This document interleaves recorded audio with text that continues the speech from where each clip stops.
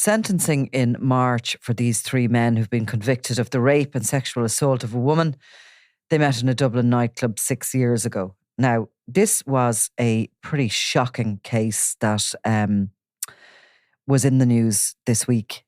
Yeah, I mean, the case has been going on over the last few weeks. Yeah. At that point, the men were anonymous. Yeah. So some people certainly probably won't have tuned into the case because they weren't named, they weren't pictured. Yeah. It's only in the aftermath of them being found guilty that people maybe became aware of it to some extent. Under Irish law, if you're accused of rape, you can't be named until you're found guilty. And then when you are found guilty, you can only be named if it can't identify your victim. So this case, I suppose the fact of the matter is it's a case that possibly wouldn't have been brought in another time. It was, I suppose it's echoes of a lot of these cases that I have talked to victims in the past. Yeah. Where they've been really, really devastated when the DPP have come back to them and said, we can't bring this case. These are rape victims, basically. And, the DPP don't give great evidence, but it comes down to the fact, well, you were very drunk and you might have taken some drugs, so we can't rely on you. But this case was brought and successfully brought, and I think it should be noted that the fact that this young woman, the fact that she had been drunk, it didn't matter, I suppose. And let's just go through a little bit of that detail. Yeah. And this was heard in the court. The victim in this case gave evidence from behind plastic screens to protect her, basically, her identity. So she said that her and her housemate had gone for drinks before going to this nightclub in the early hours of August 31st, 2019. Bring ourselves back to then. It's just a couple of months before we have the pandemic. Yeah.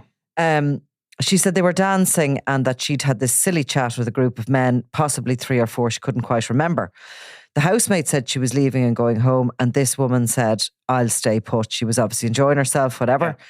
She then says that she started to become sort of faded and hazy, and she believed that she had been drugged. Yeah. So things get sketchy. She remembers and has a sort of an image of a bag of white powder in the vicinity, which clearly is referring to cocaine. Yeah. Doesn't know if she took any or not. She's a recollection of leaving that nightclub sitting in the back of a car, which she thought was a taxi, but that there was a man beside her. Yeah. Right? And there was also other people in the car. Sort of like, sounds like when you're trying to recall a dream, doesn't it? And that's exactly what I suppose memory gaps are about, Yeah. She said her memory was very hazy, but she remembers then a male being on top of her. She said she was raped twice in the car, but couldn't say if it was by the same person. The car stopped and she recalled what she believed to be a taxi driver playing with his zipper. Then she gets a blackout, nothing else, until she's in the house. Yeah. So her next memory is lying on a bed. There's 2 others in the room and one of them is on top of her. And she tried to kick out her leg, but she just knew she wasn't going to be able to fight. She says she passed out, and a man identified as one of these guys, the Anthony Hickey, during the trial, was asleep beside her when she woke up the next morning. She said she ran from the house, got a taxi home, told her housemate what had happened, and obviously was then taken to... Yeah, went straight to the authorities. So it's not one of these cases that, it's a few weeks later. It's dealt with straight away.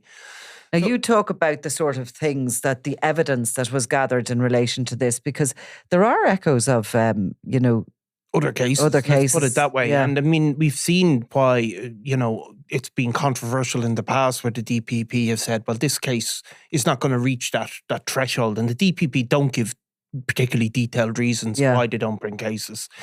So clearly, people under the age of 30, I mean, a huge percentage of them go out and get drunk every weekend. Yeah. And, so that's normal behaviour. Now, the DPP have sometimes seemed to take the view that that's a barrier to a case being brought. This case partly it may have been successful because of some of the evidence that was admitted. Yeah. So in the aftermath of the woman going to the police and giving a statement, the men were brought in for interviews, and their phones were obviously taken.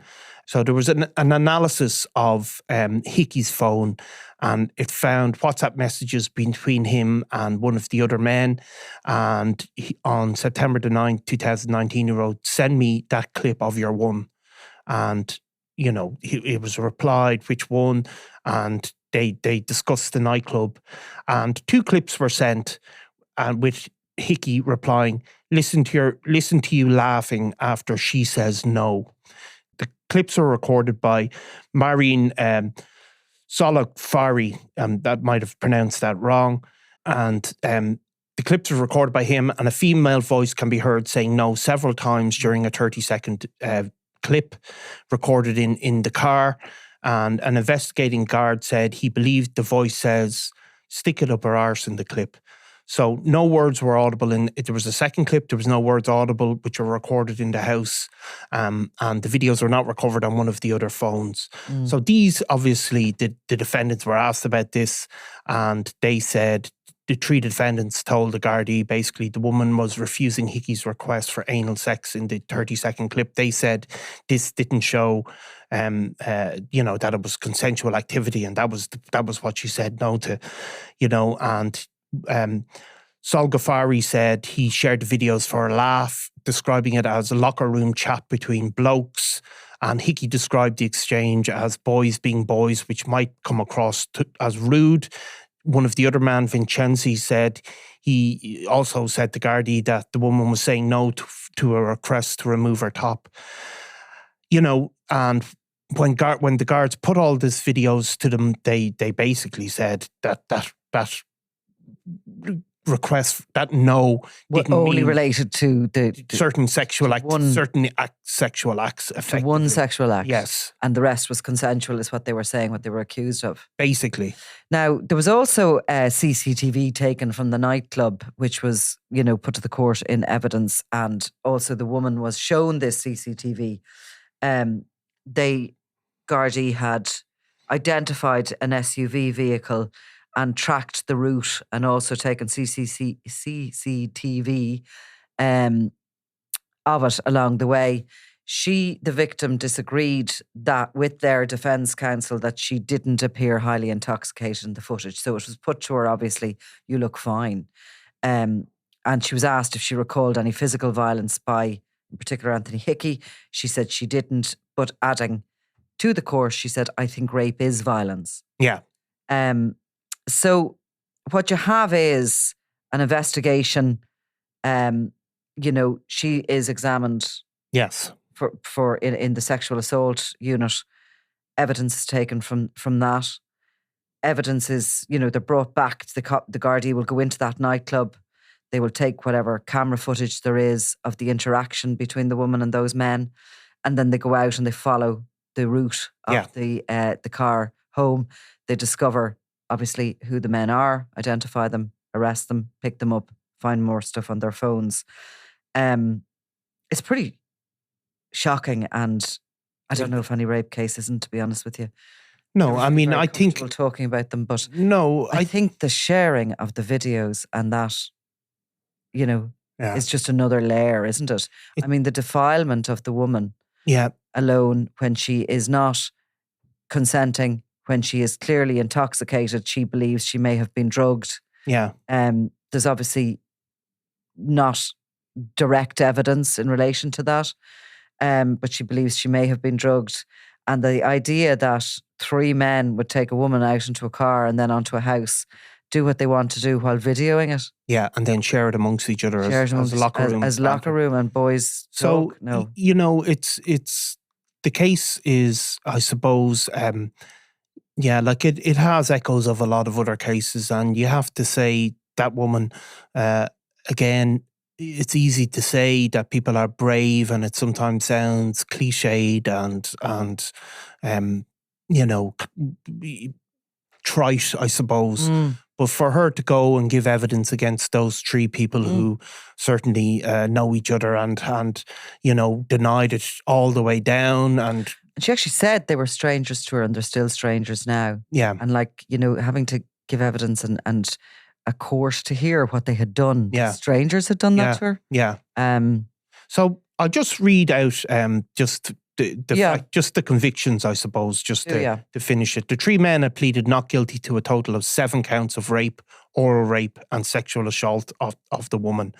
The jury returned a verdict on 6 of the 7 charges, finding them guilty. Anthony Hickey from Carrickmines was convicted of rape, oral rape and sexual assault. Hickey pleaded not guilty to 1 count of raping the woman. Fabio Vincente, 42, from Enniskerry in County Wicklow, was convicted of 2 counts of rape by a majority verdict. And Matin Zolfaghari, which I may have pronounced wrong, but the full name is there for anybody who Googles it, from Marley Court in Rathfarnham, County Dublin, was convicted of oral rape by a majority verdict and acquitted of sexual assault. He had pleaded not guilty to orally raping the woman in the house and sexually assaulting her in the car. So he was found not guilty of the sexual assault in the car. So they... sentencing, you say, is March 3rd, is that it? Well, I think it was March the 10th. So I think there was, some of the reporters described the men as appearing to be very surprised when they were found guilty. Right. But they were brought into custody straight away, and they will be sentenced at that point. And we'll hear at that point, will we, that they have, if they have other convictions? We will. We'll hear if they have. We'll hear if they have convictions. If they have. I question myself there. It's the jury that can't obviously hear that before their deliberations. You'll hear more details, and if they have any character references, that sort of stuff, and you may then get at that point get a victim impact statement, and there'll be a full sentencing hearing. But a jury has made its decision. Well, let's cover that and see what happens. Okay, Niall. Thank you. Thanks, Nicola. Robbie Lawler was out of control. This is Double Cross, the murder of Robbie Lawler. It was going to be an all-out war with him in the middle of it. Crime World special investigation podcast based on my new book, Web of Betrayal, wherever you get your podcasts. I'm Nicola Tallant and you're watching Crime World, a podcast about criminals, drugs and the underworld in Ireland and across the globe.